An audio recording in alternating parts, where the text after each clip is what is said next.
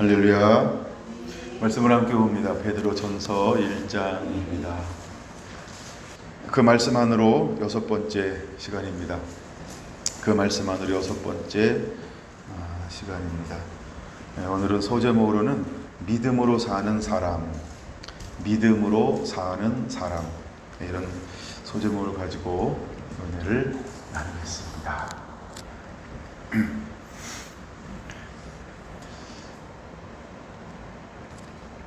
베드로를 보면 베드로전서, 베드로후서를 보면 기본적으로 믿음의 사람들에게, 믿음의 선한 싸움을 싸우고 있는 사람들에게, 믿음으로 거룩한 전쟁을 벌이고 있는 그들에게 격려하고 위로하기 위해서 이제 하나님의 사람 베드로를 통하여 격려하고 위로함이 가득한 것을 볼 수 있습니다.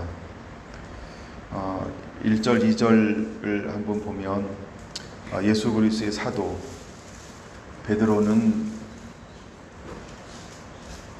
자기를 구체적으로 소개하지 않아도 예수님의 제자인 것을, 또 사도인 것을 모두가 알기에 그냥 간단하게 자기 자신을 소개하고 있는 걸 볼 수 있어요. 예수 그리스도의 사도 베드로는. 그러면서 본도, 갈라디아, 갑바도기아, 아시아, 비두니아에 흩어져 있었던 유대인들을 향하여서 이제 그들을 권면하고 있습니다. 그들을 권면하고 있는데 첫 번째 크게 두 가지로 그들을 권면하고 있는 걸 볼 수 있어요. 곧 하나님 아버지의 미리 아심을 따라 성령의 거룩하게 하심으로 순종함과, 그 흩어져 있는 사람들은 어떤 사람들이냐 하면 성령을 따라 거룩하심으로 순종하는 삶을 살아내고 있는 사람들이라는 거예요. 우리가 요한복음 14장, 15장, 16장이 중요한 이유가 예수님께서 하셨던 모든 것들을 보혜사 성령을 보내어 주셔서 예수님이 하셨던 모든 말씀 가운데로 인도하실 거라는 것입니다. 더 나아가서 예수님께서 아직 그 시대에 풀어주지 않았던 것들도 이제 성령님은 때가 되면 예수님을 따르고 온전히 순종하는 자들에게 그 다음의 말씀들을 풀어줄 것에 대해서 하나님이 말씀을 하고 계신 것이죠.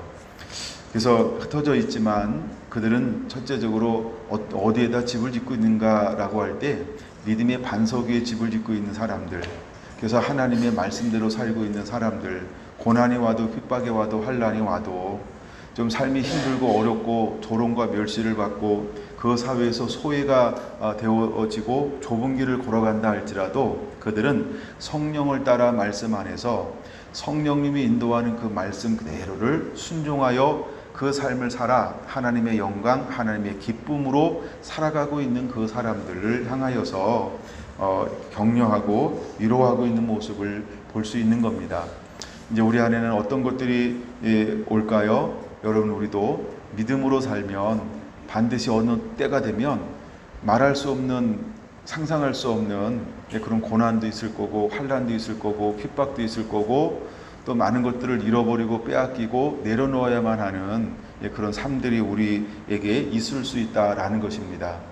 그럼 우리가 크게 작게 우리 삶 가운데 어떤 것들을 이제 우리도 준비하고, 그래서 내 믿음이 정말 어떻게 세워져야 하는가를 여러분들이 베드로 전서를 또 읽고 또 읽으면서 여러분들이 하나님 앞에 개인적인 묵상을 통해서 이 말씀들이 깨달아지는 은혜가 임하게 되기 원합니다. 내가 깨닫는 것처럼 강력한 은혜가 없어요. 우리가 듣는 거는 20% 남을까? 30% 남을까? 더 적게 남을 가능성이 있지만 내가 계속해서 말씀을 읽으면서 내가 깨달아지면 그 말씀은 굉장히 오래 간다는 거예요. 여러분들이 이 말씀을 주야로 묵상하면서 그냥 덥잖아요. 정신없이 덥잖아요. 그렇죠? 아무것도 못하게 덥잖아요. 아주 나른하게 만들게 덥잖아요. 이럴 때 암송대회는 안 할 거니까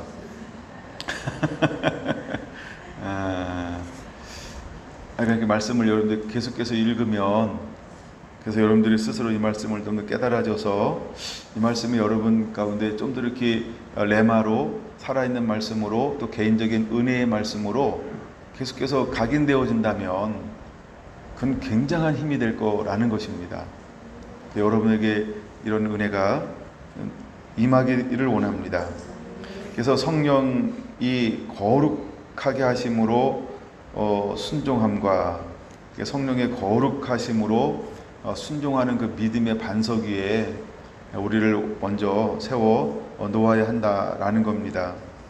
다 너무나 멋있는 말씀을 하고 있죠. 성령, 거룩, 순종.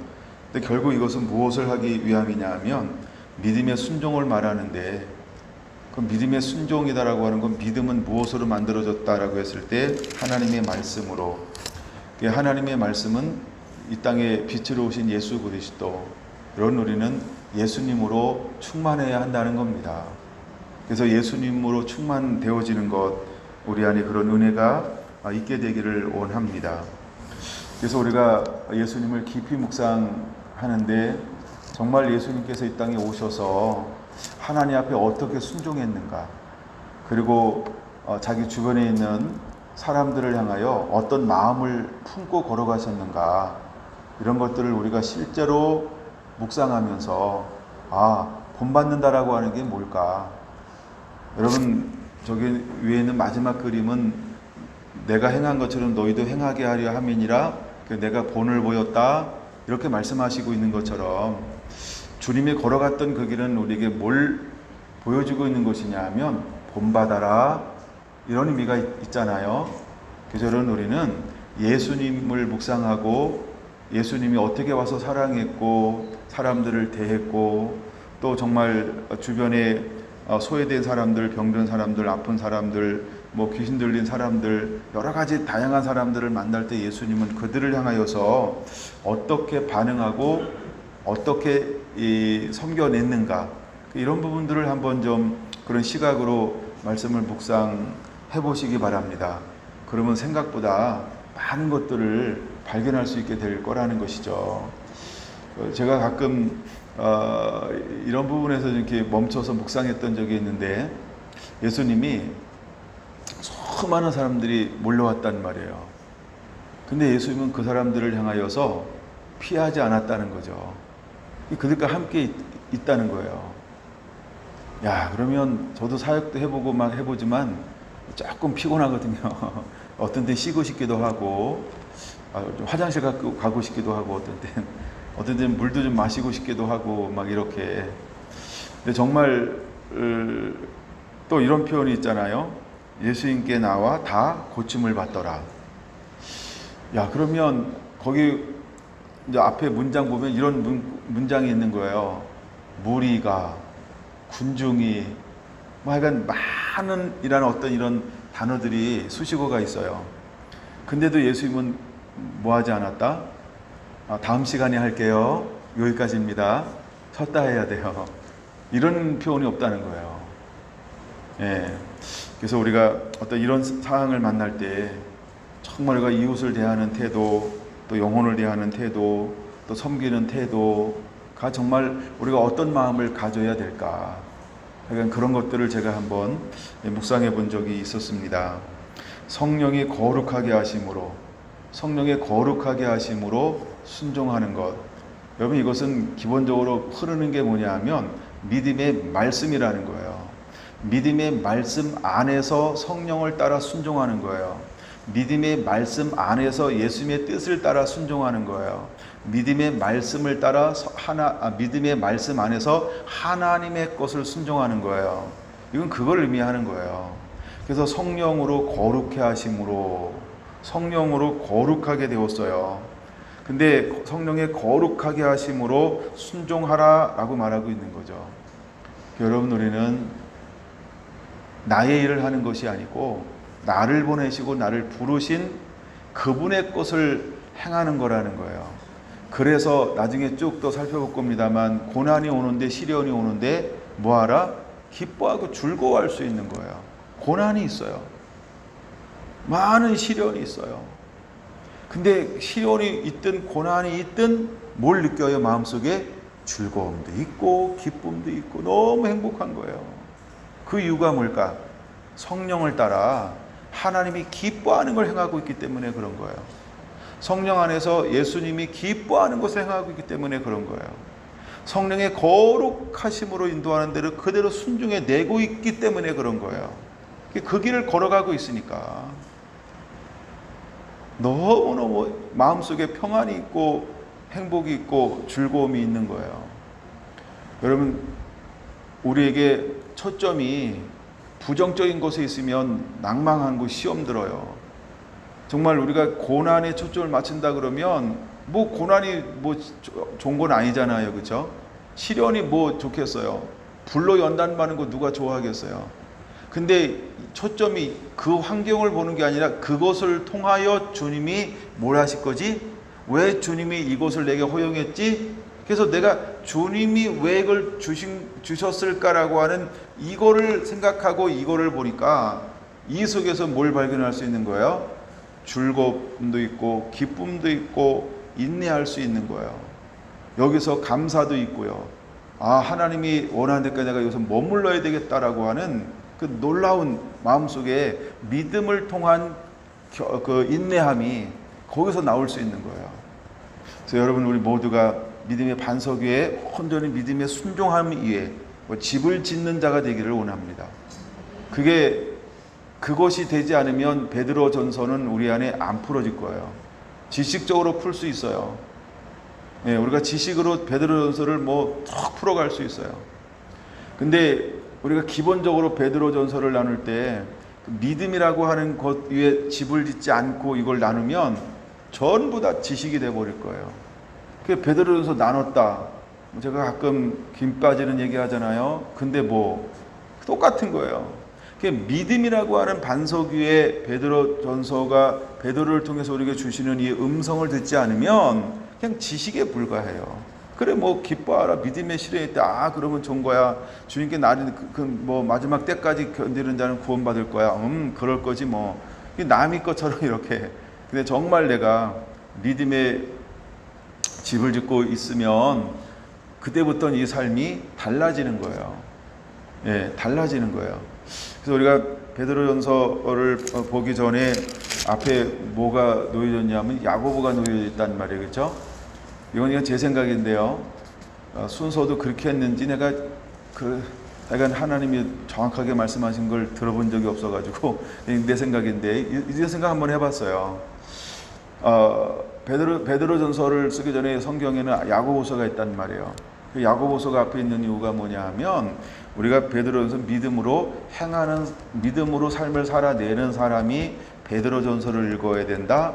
난 이런 의미가 있다라는 생각을 한번 해봤어요. 예, 지난주 말씀을 준비하는데 그 마음이 확 드는 거예요. 이거는 말씀을 살아내지 않으면 베드로전서는 그냥 책에 지나지 않는다. 이건 지식으로 우리에게 전달해 주기를 원하는 게 아니에요. 그래서 1장 2절 속에 성령이 거룩하게 하심으로 순종하라. 하여간 이건 대단하게 우리에게 출발하는 말씀 중에 하나다.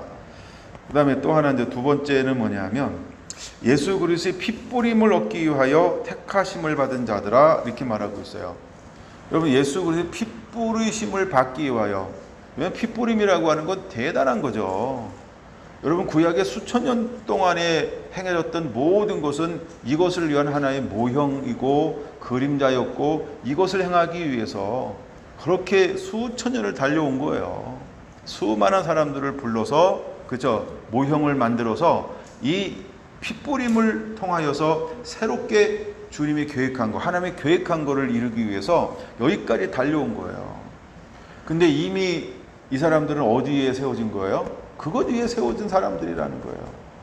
예, 오래전에, 이걸 뭐 창세전에 뭐 이렇게 표현할 수 있죠. 여러분들 창세전에 이런 단어가 저기 나오기도 하지만 2절 곧 하나님 아버지의 미리 아심을 따라라고 할 때 미리 아심을 따라, 아주 오래전에 어떤 이런 계획 뭐 이런 걸로 볼 수 있는 단어가 미리 아심이라는 단어, 창세전에 뭐 이런 것을 유추해낼 수 있는 단어가 그런 단어. 20절에도 이렇게 말하죠. 그는 창세전부터 미리 알리심 받으신, 이렇게 말하잖아요. 그렇죠? 그러니까 창세전부터 미리 알리심 받으신 이나 이 말세에 너희를 위하여 나타나신 바 되었으니. 20절 보셨죠? 21절 너희는 그를 죽은 자 가운데서 살리시고 영광을 주신 하나님을 그리스도로 말미암아 믿는 자니 너희 믿음과 소망이 하나님께 있게 하셨느니라 하면서 창세전부터 미리 알리신 것. 여러분, 우리가 예수 그리스도의 핏부림을 얻기 위하여 택하심을 받은 자. 일단 뭐 뒤에 것부터 풀어간다 그러면 예수님이 속량하실 것이다. 어마어마한 이 하나님의 계획이 이 말씀 안에 포함되어져 있는 거죠. 여러분, 우리는 이 은혜를 입은 자가 이 베드로의 복음을 우리가 들을 수 있어요. 그런 환난이 왔다, 핍박이 왔다라고 했을 때 견고하게 설 수 있는 사람들은 어떤 사람이냐라는 거예요. 첫째, 믿음이 견고한 사람이라는 거예요. 둘째는 예수 그리스도의 구속의 은혜가 정확한 사람이에요. 정말 그것이 내 거가 된 사람이라는 거예요. 그래서 우리에게 십자가 은혜가 있느냐, 정말 내가 구속받는 거, 속량받은 거, 명확한 그것을 내가 확신하고 있느냐, 그걸 내가 진짜로 머리가 아니라 내가 정말 하나님의 은혜로 구원받았냐, 예수 십자가 흘린 보혈의 피로 정말 죄 씻음 받고 죄에서 노임 받고 자유한 자냐, 그래서 육으로 살지 않고 영으로 사는 자냐. 아니, 예수님의 피로 씻어줬는데 계속 사욕을 쫓아간다. 저 뒤에 보면 사욕 14절 보니까 뭘 본받지 말라? 사욕을 본받지 말라. 아닌데 예수 그리스도의 보혈로 핏부림 받았고 죄 씻음 받았는데 계속해서 말로는 구원받았다고 하는데 실제 삶을 보니까 뭘로 살아요? 사욕을 쫓아가는 거예요. 탐욕 쫓아가고요, 욕심 쫓아가고요, 세상 것 쫓아가고요. 그게 다 이건 2절 이미 통과 안 한 거예요. 그러니까 예수 그리스도의 십자가의 피를, 그 은혜를 모르는 거예요. 그러니까 영으로 알지 않고 머리로 하는 거예요. 머리로 하는 거는 실제 환란이 왔을 때 전부 모래 위에 집을 지은 자이기 때문에 다 무너질 거예요. 환란이 와보면 아는 게 아니고 이미 우리가 아는 거예요. 그러니까 여러분들이 아직 환란이 그 정도로 오지 않았을 때 빨리 여러분 토대를 바꾸셔야 합니다. 토대를 바꿔야 돼요. 안 무너지는 걸로. 이걸 딱 떠서 반석 위에 올리는 게 난지 다시 짓는 게 난지 그건 여러분 생각하시고요. 그래서 약간 좀 덜 들어가는 곳으로 다시 공사하셔서 집을 짓는 자가 되어야 합니다. 여러분, 우리 정말 반석 위에 집을 짓는 자가 돼야 돼요. 반석 위에 집을 짓는 거 마태복음 7장에 말씀하고 있죠. 말씀을 듣고 행하는 자는 반석 위에 집을 짓는 자요, 말씀을 듣고 행하지 않는 자는 모래 위에 집을 짓는 자요, 이렇게 말씀하고 있어요. 그러니까 우리가 첫 번째 조건, 성령이 거룩하게 하심으로 순종하는 사람은 반석 위에 집을 짓는 자라는 거예요. 그게 첫 번째 조건이에요. 근데 우리가 성령의 인도함 받으면서 하나님의 말씀대로 살지 않는 사람은요, 모래 위에 집을 지은 자예요. 근데 그 사람이 어디 안에 있어요? 교회 안에 있어요. 우리 주변에 있어요. 우리와 함께해요. 같이 예배도 드리고 밥도 먹고, 밥 같이 먹으면 안 되나 요새? 그런 거예요. 물론 2명 가서 먹으면 되긴 한다고.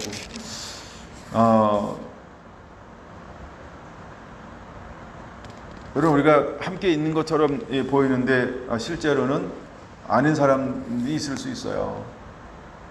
마태복음 7장 21절, 22절 주여 주여 하는 자가 다 천국에 들어갈 것이 아니요. 그럼 천국에 안 들어가면 어디 갈까요? 천국에 못 들어가는 거죠. 그러면 지옥 가는 거예요. 근데 어디 앉아 있어요? 교회에 앉아 있어요. 성경 공부도 열심히 하고 나름 예배도 열심히 하고요. 하여간 다 참석할 수 있어요. 다 참석할 수 있어요. 여러분 생각해 보세요.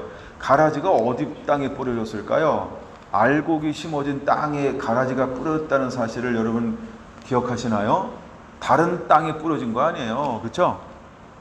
알곡이 뿌려진 땅에 가라지도 뿌려져 있는 거예요. 그래서 우리가 주여 주여 한 자가 다 천국에 들어갈 것이 아니요 다만 하늘에 계신 내 아버지의 뜻대로 행하는 자라야 이렇게 말하고 있어요. 그 하늘에 계신 내 아버지의 뜻대로 행하는 자, 이게 첫 번째예요. 성령의 거룩하게 하심으로 순종하는 사람, 이게 하나님의 뜻대로 행하는 거예요. 성령이 오시는 목적이 뭐예요? 하나님의 뜻을 이루는 거거든요. 그래서 요한복음 14장, 15장, 16장은 그래서 굉장히 중요하다는 거예요, 여러분. 꼭 그 부분을 여러분들이 명심하시고 자꾸 그 부분을 읽어서 익숙하게 만드세요. 자꾸 이게 이해가 돼야 돼요. 그리고 이해가 되는 동시에 어떤 순간에 하나님의 은혜를 부어주면 갑자기 뭔가 더 깨달아지고 알아지고 보이고 막 그래요. 아니, 성경 읽는데 딴 게 보이잖아요. 그럼 그 보는 걸 가서 찾아보세요. 그래야 명확하게 자꾸 보여져요. 근데 뭐가 보이냐 그러잖아요. 뭐가 보일까요? 아는 것만큼 보여요. 읽어 놓은 것만큼 보여요. 들었던 것만큼 보여요. 일단 그게 첫 번째 순서예요. 근데 만약에 이건 내가 전혀 읽지도 듣지도 생각지도 한 번도 배운 적도 없는데 그게 보인다? 그럼 그거는 좀 더 높은 차원의 은혜를 열어주는 거예요. 예, 그 높은 차원의 은혜가 있어요. 예, 약간 그런 것도 있어요. 근데 우리가 일반적으로 깨달아진다라고 할 때 기본적으로 아는 게 있어야 돼요. 들은 게 있어야 돼요. 본 게 있어야 돼요. 배운 게 있어야 돼요. 그런 것들 안에서 먼저 이것이 보여지기 시작해요. 근데 성령님이 오시면 하는 게 뭐냐 하면 예수님이 하신 말씀을 생각나게 하시리라. 이게 요한복음 16장이에요. 그렇죠? 그런 것처럼 그럼 생각난다. 그럼 누가 그걸 생각날까요? 그래서 첫 번째 예수님의 사역자들의 기본이 뭐냐 하면 이제 12번째 사도를 택할 때 조건이 뭐였어요? 처음부터 지금까지 우리와 함께라는 단어, 함께했던 사람이요. 그래서 함께한다는 건 굉장히 중요한 단어예요. 함께했다라고 하는 건 뭘 의미하냐 하면 예수님께서 행했던 모든 것을 함께 체험했다, 경험했다, 그것을 봤다는 거예요. 봤다는 거예요. 그래서 부활하신 예수님께서 제자들에게 말씀을 풀어주는데 그들은 말씀이 급속도로 이거를 깨닫는 은혜가 임했단 말이에요. 왜 그게 40일 만에 그것이 막 확 깨달아졌을까요? 우리가 뭐 두 가지로 본다면 하나는 이미 3년 6개월 동안 함께함을 통해서 사역적 경험을 가지고 있어요. 근데 그게 긴가 뭔가 이렇게 하나님께서 안개와 같이 실루엣처럼 가려놓았는데 이 실루엣을 걷어버린 거예요. 그 명확하게 보기 시작하는 동시에 하나님께서 깨닫는 은혜를 보여줬잖아요. 그러니까 갑자기 아이큐가 180대인 거야. 그러니까 전에는 70이라 잘 못 알아먹었는데 180대니까 뭔 말씀만 하면 그냥 머릿속에서 나와 상관하지 않고 기억나는 거예요. 막 쏙쏙쏙 박혀가지고 여기서 말씀이 명확해지기 시작하는 거예요. 여러분에게도 그런 은혜가 임하게 될 겁니다. 할렐루야.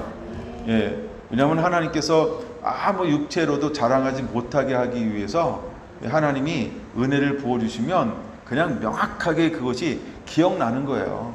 근데 내가 하는 게 아니라 누가 하는 거예요? 여기 있잖아요. 성령의 거룩하게 하심으로 거룩하게 하심을 받아 순종할 때 이게 나타나는 현상이 될 거예요. 할렐루야.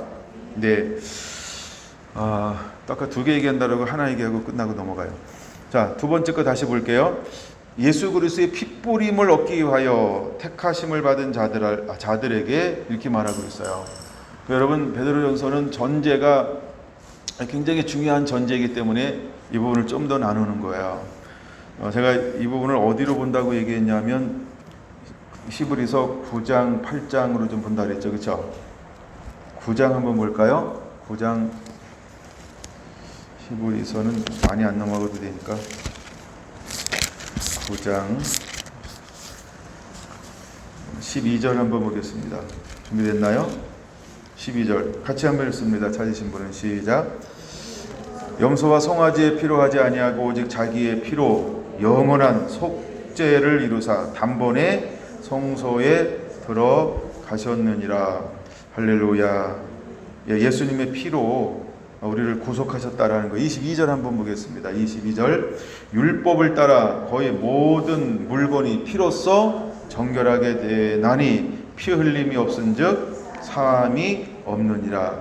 그러면 누군가 무엇을 해 주셔야만 돼요? 피 흘려야만 된다라고 하는 걸 보여주죠. 10장 10절 한번 보겠습니다. 10장 10절.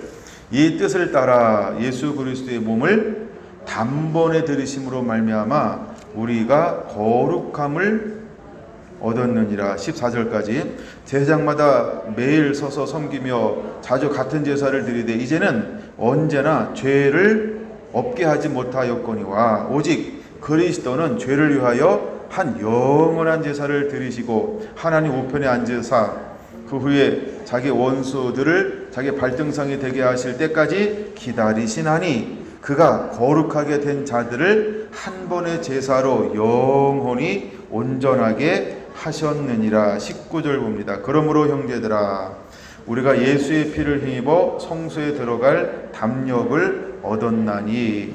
아멘. 네. 이제 여러분은 예수 그리스도의 핏뿌림을 얻는 자, 즉 예수님의 십자가에서 흘리신 그 보혈로 말미암아 죄가 씻어짐을 당한 자, 정결함을 당한 자, 깨끗함을 얻은 자. 그래서 이제 죄가 죽고 누가 사는 거예요? 의가 되신 예수님이 사는 거예요. 의가 되신 하나님의 말씀의 지배를 받는 사람들, 말씀의 인도함을 받는 그 사람들. 그럼 그 사람들은 고난이 오든 환난이 오든 이미 초점이 고난에 있지 않고 환난에도 있지 않아요. 그 초점이 어디 있을까요? 하나님의 뜻이요, 하나님의 나라요, 하나님의 의요. 하나님이 무엇을 원하시는가? 하나님의 마음이 그 마음에 그대로 있기 때문에 이들은 환경을 따라서 살지 않게 될 것이다. 여러분, 우리 안에 이런 은혜들이 이제 부어지고 있습니다. 이제 우리가 그런 것들을 점점 드러내고 나타낼 시대에 우리가 살고 있다는 겁니다. 여러분들 그 삶의 걸음을 한 걸음 한 걸음 함께 옮겨가는 자가 되기를 원합니다. 그러면 1장 2절을 저는 한마디로 뭐라고 표현하고 싶냐면 이렇게 표현하고 싶다는 거예요. 이것을 거룩이다. 그냥 이걸 저는 거룩이라고 보고 싶은 거예요. 예, 거룩이다. 왜 거룩이라고 말하냐 하면 이렇게 말하고 있어요. 15절 한번 보세요. 물론 이제 15절 오직 너희를 부르신 거룩한 이처럼. 우리를 부르신 이가 기본적으로 어떤 분이라고요? 거룩한 분이라는 거예요. 그럼 1장 2절의 사람을 우리가 한마디로 표현하면 뭐라고 부르겠냐? 이게 거룩이다. 성령이 거룩하게 하심으로 순종하는 사람, 이 거룩이에요. 근데 두 번째, 예수 그리스도의 핏뿌림을 받은 사람, 거룩해진 거죠. 그래서 저는 이거를 거룩이다 이렇게 표현하고 싶은 거예요. 그러면 믿음의 사람이다라고 할 때 우리는 이 사람을 뭐라고 부르냐 하면 성도 이렇게 불러요. 성도. 영어로 뭐라고 그러죠? 그렇대요. 세인트라고 하는 단어, 여러분 이게 거룩한 자, 구별된 자, 뭐 부름받은 자, 성도라는 거죠. 세상에서 구별된 거예요. 뭔가 다른 거와 구별됨, 거룩이라고 하는 거예요. 그래서 우리가 정말 이제 고난이나 연단이나 환난이나 마지막 때나 또 이런 걸 초점을 맞추기 전에 우리가 먼저 어떤 것으로 준비가 충분히 되어져 있으면 그런 것들이 초점이 되는 게 아니고 우리의 초점은 앞으로 당차올 환난이나 핍박이나 뭐 이런 게 초점이 아니고요. 그냥 하나님 나라 아니면 하나님 그분에게 더 초점을 두고 그분을 더 기다리고 그분을 더 사랑하고 아마 그분을 더 닮기를 원하는 데 초점을 두게 될 거라는 거죠. 근데 하나님은 어떤 때가 오냐 하면 환난의 때도 오고 핍박의 때도 오고 버림받는 때도 오고 배도의 때도 오고 막 말할 수 없는 이런 우리가 기후의 뭐 재난이라든가 마태복음 24장 25장에 말하는 종말의 뭐 현상이라든가 이런 게 다 일어날 수 있다는 거예요. 근데 어떤 현상이 일어난다 할지라도 우리의 초점이 현상에 있는 게 아니라 어디에 있다? 그렇죠? 거룩한 곳에 우리의 초점이 있는 거예요. 그게 믿음의 사람이라는 거예요. 우리가 초점을 하나님께만 두고 있을 때 어떤 현상이 온다 할지라도 흔들리지 않을 수 있어요. 근데 우리가 하나님께 초점을 두지 않고 현상에 자꾸 초점을 둔 마지막 때 이런 게 있대. 근데 이런 게 일어나고 있어. 와, 깨어 있어야 되나 봐. 굉장히 막 멋있는 것처럼 보이잖아요. 근데 가만히 보면 초점을 어디다 두고 있냐 하면 현상이 일어나니까 거룩해야 되나 봐. 거룩한 게 아니고요. 이런 게 있으니까 이렇게 해야 되나 봐. 이렇게 얘기하고 있다는 거예요. 우리가 현상에 드린 게 아니고 우리가 언제나 초점을 하나님께, 거룩하신 하나님 앞에 초점을 두고 있다면 어떤 현상이 온다 할지라도 흔들리지 않아요. 두려워하지 않고 염려하지 않고 근심하지 않고. 일단 여러분, 우리 안에 두려움만 없어도 대단한 축복입니다. 염려나 근심만 하지 않아도 대단한 축복입니다. 어떤 현상이 올 때는 시기하고 질투 그런 거 안 합니다. 불안하고 염려하고 두려워하고 뭐 이런 것만 오는, 이런 게 엄청나게 옵니다. 이런 톤의 어려움이 오지 않을 때 그때서 서로 싸우는 거예요. 시기하고 질투는. 근데 막 환란이 오고 핍박이 오는데 시기하고 질투하고 왜 쟤는 2대 때리고 날 한 대 때려요 뭐 이러고 시기하겠어요? 불만하겠어요? 그렇죠? 그러니까 차원이 달라요. 근데 정말 우리가 초점을 하나님께 딱 두고 있다고 한다면 어떤 현상을 딱 만날 때 두려움이라고 하는 강도가 거의 없어져 버리는 거예요. 근데 우리 안에 불안하다, 뭐 굉장히 염려하고 근심하고 걱정하고 있다, 이런 것들이 많은 이유가 어딨냐 하면 초점을 바르게 두고 있지 않아서 그런 거예요. 내가 믿음으로 있는 것처럼 보이지만 실제 초점을 하나님께 두고 있는 게 아니고, 내가 어떡할까라고 하는 이걸 가지고 바라보기 때문에 불안도 하고 염려도 하고 걱정도 하고 그렇게 시작하는 거예요. 여러분, 뭐 이스라엘 백성들이 가나안을 거닐 때 그냥 원망하고 불평하고 싶어서 했을까요? 그들의 초점 가운데 아직 뭐가 온전하지 않았던 거예요?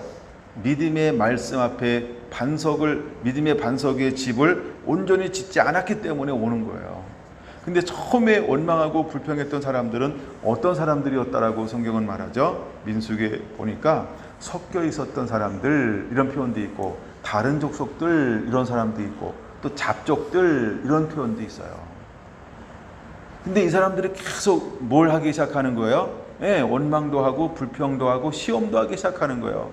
근데 그거를 자꾸 듣다 보니까 긴 것 같아요? 안 긴 것 같아요? 그쵸? 그래서 함께 하니까 그럴듯해 보이기 시작하는 거예요. 근데 왜 그럴듯해 보이는 거에 넘어질까요? 왜 그럴듯해 보는데 우리가 쏠리게 돼 있을까요? 여러분, 우리가 믿음으로 내 삶을 세우지 않았기 때문에 그런 거예요. 믿음의 말씀으로 나를 세운다라고 하면 주변에서 일어나고는 어떤 말이나 현상에 더 이상 흔들리지 않을 때 우리가 유혹당하고 미혹당하는 거, 왜 그럴까요? 그렇죠? 우리가 어떤 옳은 것을 들었는데 옳은 것이라는 뭐 기준 다르지만 우리가 긍정적인 걸 들었던 부정적인 것을 들었던 내가 뭘 먼저 듣느냐에 따라서 어떤 기준이 달라질 수 있다. 그래서 여러분들이 믿음의 말씀 위에 여러분들을 올려놓게 되기를 원합니다. 예수 그리스도의 핏부림을 얻기 위하여 이제 우리는 온전히 죄로부터 자유한 자라는 거예요. 죄를 이기는 자라는 거예요. 이 구속의 은혜를 명확하게 가지고 있는 자라는 거예요. 그래서 요셉처럼 내가 어찌 하나님 앞에 득죄할 수 있사오리까라고 옷을 뺏기는 한이 있어도 도망쳐 나올 수 있는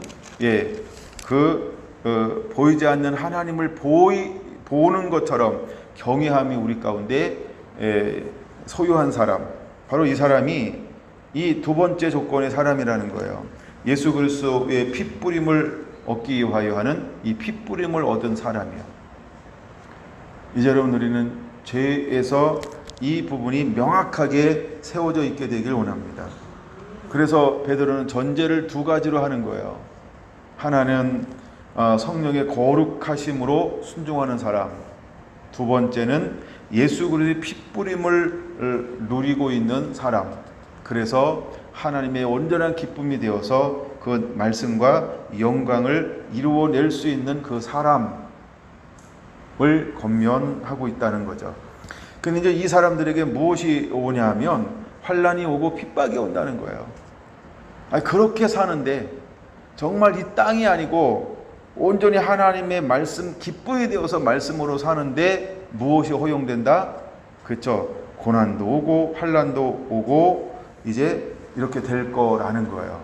그럴 때 크게 세 가지 먼저 살펴볼까요? 3절 봅니다. 자, 3절. 그 다음에 하나 더 할까? 넘어갈까? 이 은혜와 평강이 너희에게 더욱 많을지어다. 그런 이렇게 이제 강구하고 있는 걸 볼 수 있어요. 하나님의 은혜가 더욱 많을지어다. 예. 마지막에 이제 편지를 쓰는데 그렇게 말을 하고 있어요. 사도 바울이 교회를 권면하는 거랑은 약간 톤이 약간 다른 톤을 가지고 있는 걸 볼 수 있어요. 은혜와 평강이 너희에게 더욱 많을지어다. 그렇게 살아가고 그 환경 가운데 있는 그들에게 하나님의 굉장한 은혜가 계속해서 주어지기를 기도하고 있는 거예요.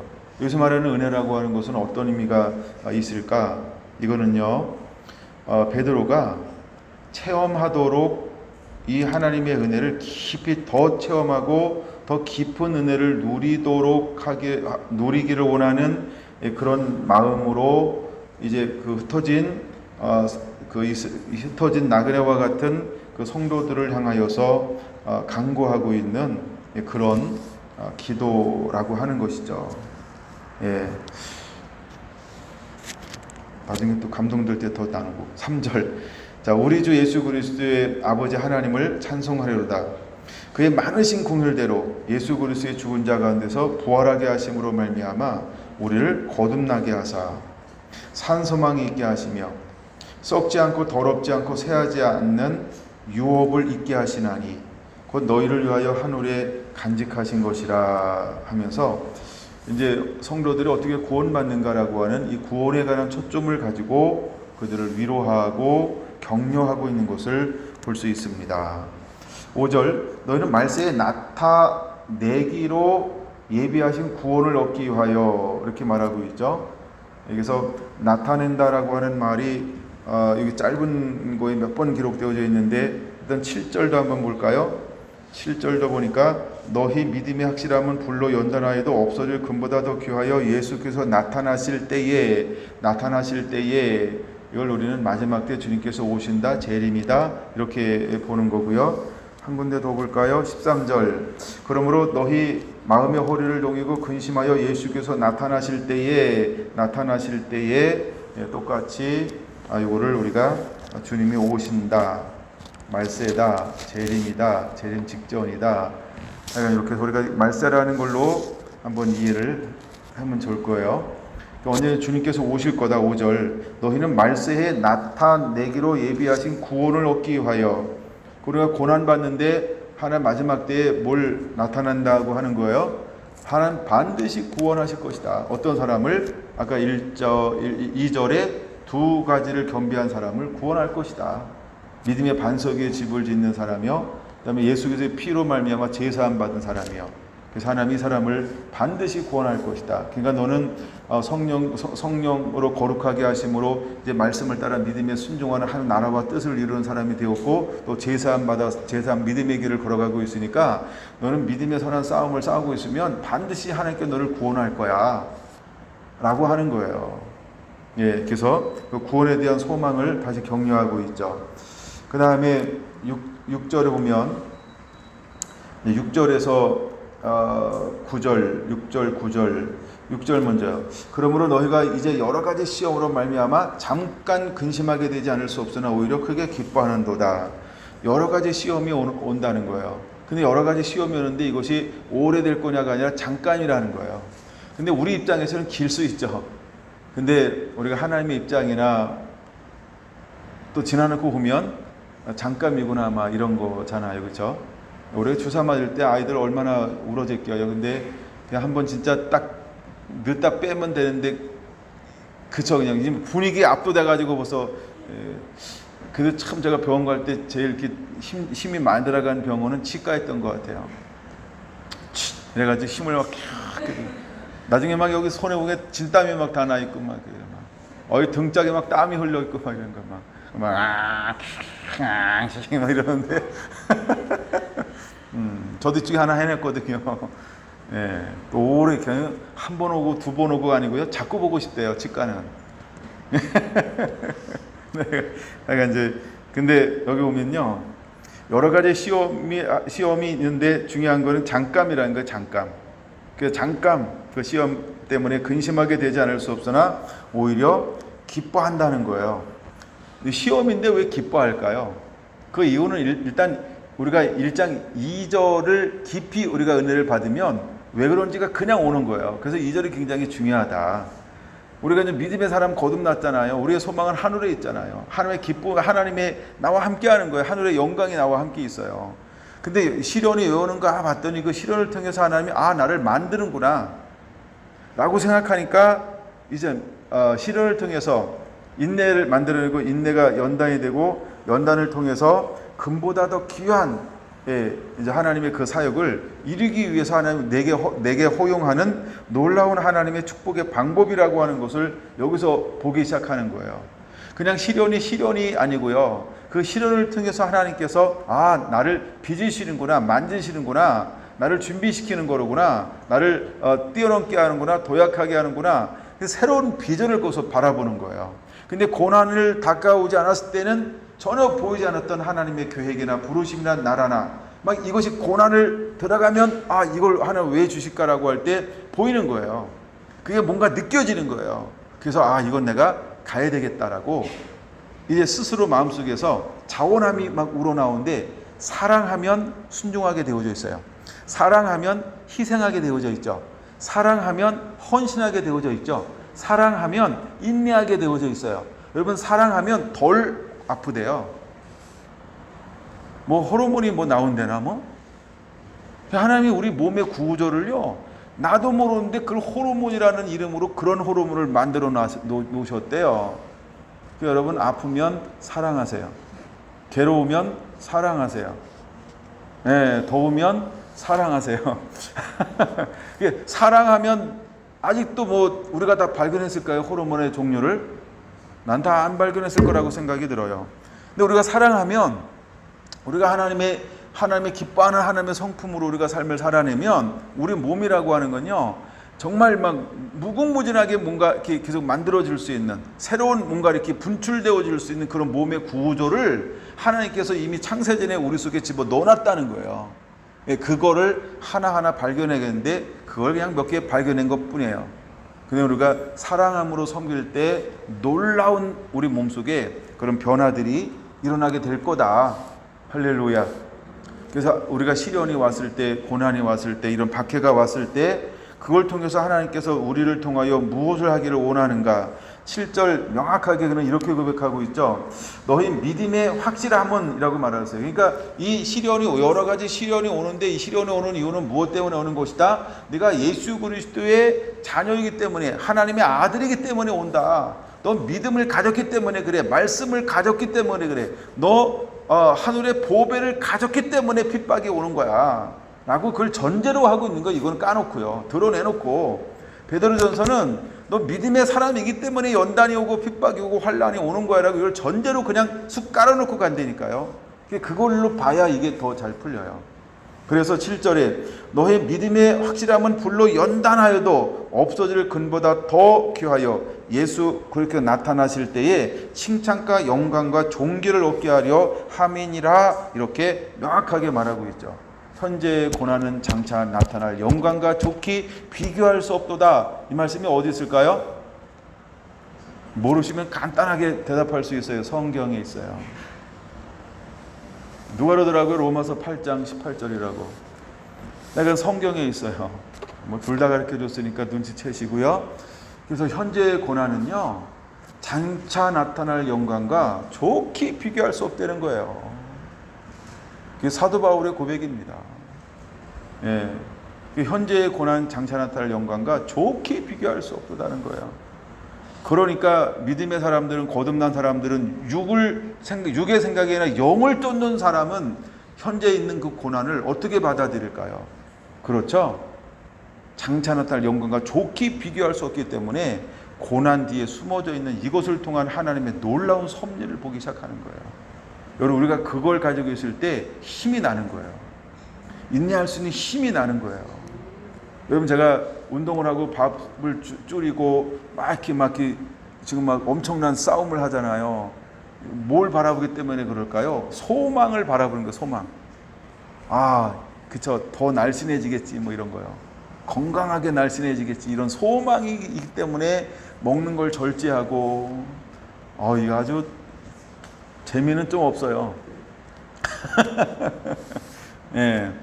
근데 약간 그 소망이 있기 때문에 그걸 하는 거예요. 매일 하는 거예요. 한번 나갔다 그러면 하여간 막 뛰는 거예요. 보통 한 10km 정도 왔다 갔다 하잖아요. 이야, 너무, 어떤 게 너무 행복해요. 그게 너무 즐겁고 막 그래요. 어떤 때는 너무 즐겁고 막 그래요.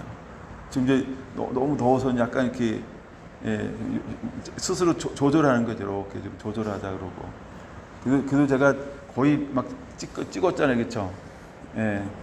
마음 먹으면 더 찍을 텐데, 이제 마음을 좀 줄이고 있어요. 오늘도 끝나고 갔다 와야지 하고. 이제 성목사랑 같이 가자고. 우리 월요일날 같이 이제 올라가가지고 10분 동안 스쿼시를 아니다, 이거. 스쿼트를 했는데, 여기가 지금 자세가 잘못됐는지 막 다리가 아파가지고.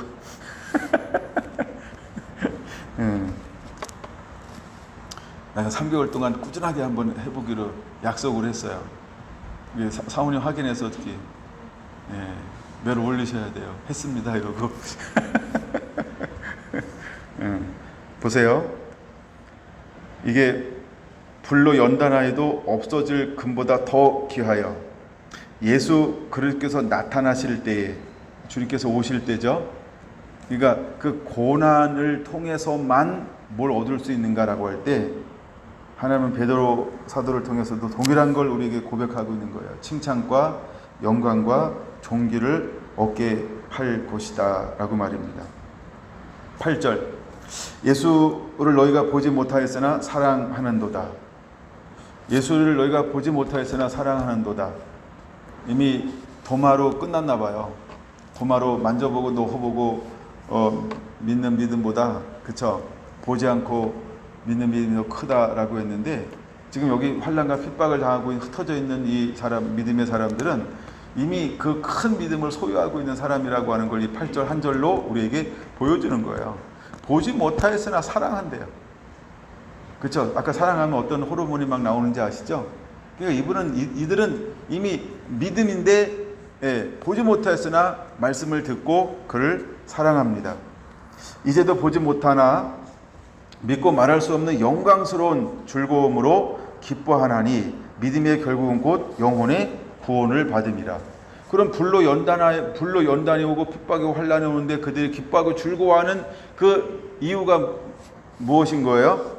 9절에 보니까 그는, 그쵸, 영원한 천국의 기업을 바라보고 있는 거예요.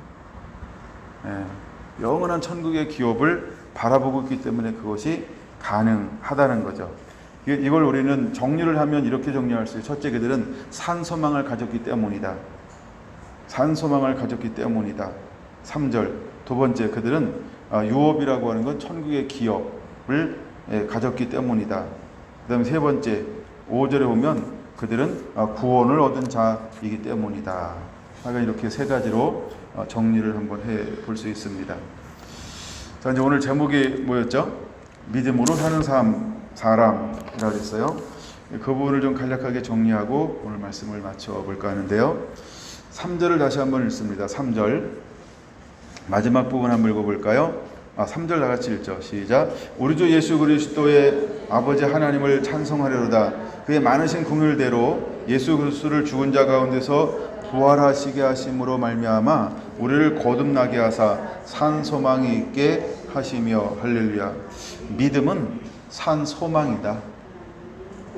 1. 믿음은 산 소망이다. 그게 믿음이라는 거예요. 여러분, 소망인데 소망이 살아있어요. 산 소망이라는 거예요. 얼마나 이게 우리에게 힘이 되는 말씀인지 몰라요. 네? 사람이 희망을 잃어버린 것처럼, 근데 희망을 가지고 있는 거예요. 그 이 사람은 무너질 수가 없어요. 끝까지, 그쵸? 희망을 놓지 않아요. 뭐 여러 가지 뭐 이런 말도 있지만 하여간 산소망을 가지고 있는 사람이 그게 믿음이라는 거예요. 믿음은 산소망이다. 여러분, 산소망을 가진 사람은 하나님이 꾸는 꿈을 함께 꿀 줄 알아요. 그래서 하나님이 꿈꾸는 걸 함께 꿈꿔요. 하나님의 소망, 하나님의 나라, 하나님이 원하는 그 마음을 품고 하루 그걸 살아가요. 여러분, 산소망을 가지고 있는 사람은요, 비전이 있어요. 비전인데 하나님의 말씀을 비전으로 품어내요. 하나님의 비전을. 산소망이 있는 사람은요, 어제를 바라보는 것이 아니고요, 오늘과 내일을 바라봐요. 지나온 것에 대한 연연하고 지나온 것을 면류관으로 삼지 않고요, 오늘과 내일을 향하여 달려갈 줄 아는 사람이 산소망을 가지고 있는 이 사람들이라는 거예요.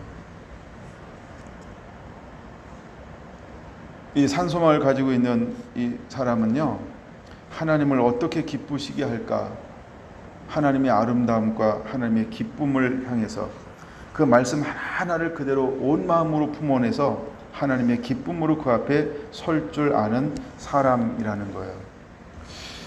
두 번째 6절과 7절을 다시 한번 보겠습니다. 그러므로 너희가 이제 여러 가지 시험으로 말미암아 잠깐 근심하게 되지 않을 수 없으나 오히려 크게 기뻐하는도다. 너희 믿음의 확실함은 불로 연단하여도 없어질 금보다 더 귀하여 예수 그리스도께서 나타나실 때의 칭찬과 영광과 존귀를 얻게 할 것이니라. 믿음은 세상을 이기는 힘입니다. 믿음은 세상을 이기는 힘입니다. 히브리서 바로 앞에 있으니까 한번 찾아볼까요? 11장인데요. 23절부터 이렇게 이야기합니다. 믿음으로 모세가 낳았을 때 그 부모가 아름다운 아이를 보고 석 달 동안 숨겨 왕의 명령을 무서워하지 아니하였어요. 근데 믿음으로 모세가 이제 결단합니다. 믿음으로 24절. 믿음으로 모세는 장성하여 바로의 공주의 아들이라 칭함을 거절하고 도리어 하나님의 백성과 함께 고난받기를 착함시 제약의 낙을 누린 것 더 좋아하고 그리스도를 위하여 받는 수모를 애굽의 모든 보화보다 더 큰 재물로 여겼으니 이는 상 주심을 바라봄이라. 할렐루야. 여러분, 믿음이라고 하는 건요, 세상을 이기는 힘이라는 거예요. 어마어마한 능력이 그 안에 있어요.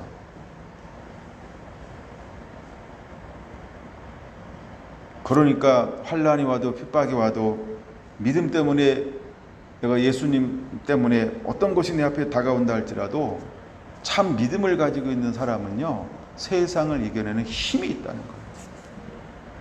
근데 믿음 비슷한 걸 가지고 있으면요, 완주를 못 해내요. 한 번 겁주고 두 번 겁주고 세 번 쪼이면 버릴지도 몰라요. 사단은 끊임없이 우리를 쪼일 거예요. 그리고 몰아붙일 거예요. 그리고 겁박할 거예요. 우리를 막 정신없이 할 거예요. 전부를 뺏어갈지도 몰라요. 근데 정말 믿음이 있으면요, 세상을 이기는 힘이 있다는 거예요. 사단은 모세가 가지고 있고 모세를 통해서 이루고자 하는 하나님의 뜻을요, 원천으로 봉쇄하려고 했어요. 태어나면 전부 죽여라. 그 죽음에서 하나님은 뭐예요? 그렇죠? 살 길을 하나님은 열어가시는 거예요. 그리고 또다시 자라나는데 갑자기 하나님보다 앞서가게 만들어요. 그리고 미디안이라는 강야로 가게 만들어요. 오래도 잊혀버린 것처럼 낙망하고 절망하는 것처럼 살고 있는 것처럼 보일지 모르지만 하나님은 그 속에서 뭘 하고 있는 거예요? 하나님은 그쵸? 그 작업을 하고 일하고 있던 거예요. 그를 연단하고 단련하고. 그러고 난 다음에 자기 모든 힘을 뺐어요. 자기가 소망을 뺐어요. 그리고 아무것도 자기가 아니라고 느껴져 있을 때, 어느 때가 아니고 하나님의 때, 그리고 모세가 만들었던 그 때, 하나님 그를 떨기는 불꽃 가운데서 그냥 불꽃만 타오르는 것이에요. 저는 그 출애굽기 읽으면서 놀랄 만한 단어는 그거예요.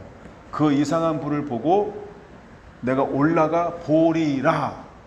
모세가 결단한 게, 모세가 그 불을 보고 모세가 올라가 보리라 하고 그곳을 향하여 올라가는 결단은 누가 해야 되는 것이다? 모세가 해야 되는 거예요. 하나님이 다 해주는 거 아니에요.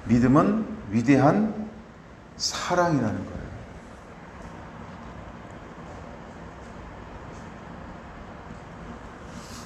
여러분, 이제 우리가 여러 가지 환란이 오고 뭐 시련이 오고 연단이 오고 이 길을 걸어낼 수 있는 사람들은요, 사랑하면 걸어갈 수 있어요. 그래서 사랑하는 까닭에 이런 말이 있죠. 사랑하는 까닭에. 내가 정말 주님을 사랑하면, 복음 때문에 당하는, 믿음 때문에 당하는, 예수님 때문에 당하는, 내가 어떤 교회 다니는 어떤 목사나 어떤 직책이 있을 수 있고, 그렇죠? 내가 크리스찬이라고 하는 그 이름 때문에 고난을 당할 때 내가 정말 내 구주 예수를 사랑하면, 그렇죠? 이건 강력한 능력이 될 거라는 거예요. 그게 믿음이라는 거예요. 그래서 제가 믿음을 그냥 짧게 세 가지로만 한번 요약해 봤어요. 믿음은 뭐라고요? 믿음은 뭐라고요? 산 소망이라는 거예요. 두 번째, 믿음은요, 세상을 이기는 힘이라는 거예요. 세 번째, 믿음은요, 위대한 사랑이라는 거예요. 지금 여기에 있는 사람들이, 흩어졌던 나그네와 같은 사람들이 이 세 가지를 겸비한 사람들이라는 거예요.